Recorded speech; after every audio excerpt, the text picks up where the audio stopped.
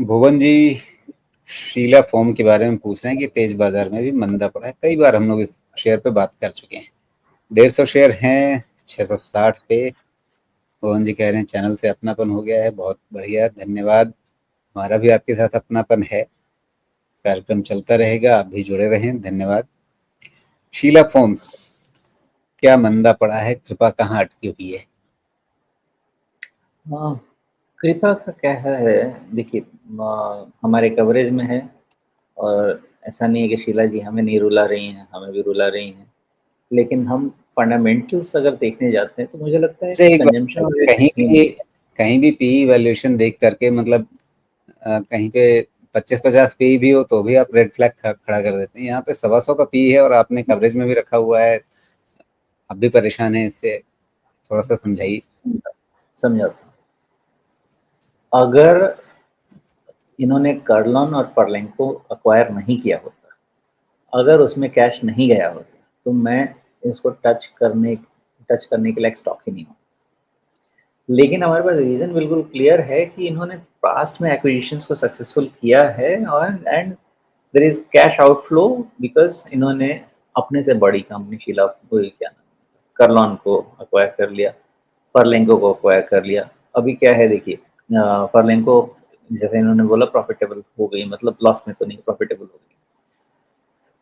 कर्लॉन का इंटीग्रेशन हो गया है, उससे कुछ इनको 200 करोड़ का शायद फ़ायदा होने वाला था, जिसमें 100-120 करोड़ मतलब सिनर्जी से कॉस्ट सेविंग होने वाला था, जिसमें बचा हुआ 100-120 करोड़ एक क्वार्टर में ये लोग रियलाइज़ कर लेने वाले थे। तो सब हो गया। मैनेजमेंट ने ये बोला कि भैया हमारा सब प्रिपरेशन हो गया, जो भी करना था, अब हम मार्जिन पे फ़ोकस करेंगे, सेल्स पे फ़ोकस करेंगे, मार्जिन को वापस 11-12% लेके जाएँगे, सब करेंगे, सब बता दिया। तो ये साल हमको शीला फोम के प्रोग्रेस का वेट करना पड़ेगा। इन्होंने काफ़ी सारे एनालिस्ट मीट भी की, अपनी स्टैंड्स को इन्होंने बताया भी। इस बीच में हो गई एक गड़बड़। वो गड़बड़ हो गई कि मार्च में इनके सीईओ ने रिज़ाइन किया था।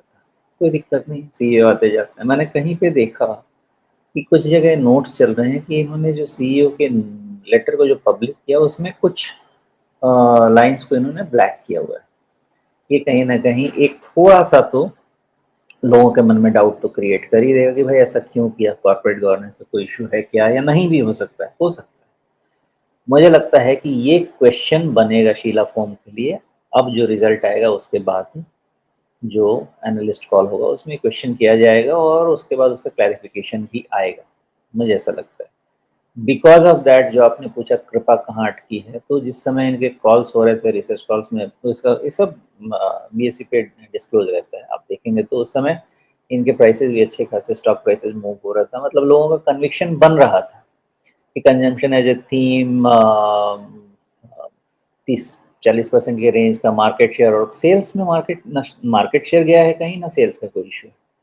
तो सब कुछ ठीक है। अभी बीच-बीच में एक-एक चीज़ें इश्यूज़ बन के आ रही हैं। तो ये क्वार्टर का रिज़ल्ट के बाद मैनेजमेंट क्या कहता है, मेबी इस चीज़ को अगर कॉन कॉल में पूछा जाता है कि भई आपने क्यों मास्क किया था, सम ऑफ द सेंटेंसेस को क्लैरिफ़ाई कीजिए। अगर वो ट्रांसपेरेंट कर देते हैं और यहाँ से सेल्स के साथ प्रॉफ़िट और मार्जिन रिकवरी शुरू होती है, they will be back in game, because समय नहीं लगेगा रिकवर होने में, बिकॉज़ बहुत इलिक्विड है ना। लेकिन जब तक इस चीज़ की क्लैरिटी नहीं आ जाती है, वो थोड़ा-सा इश्यूज़ तो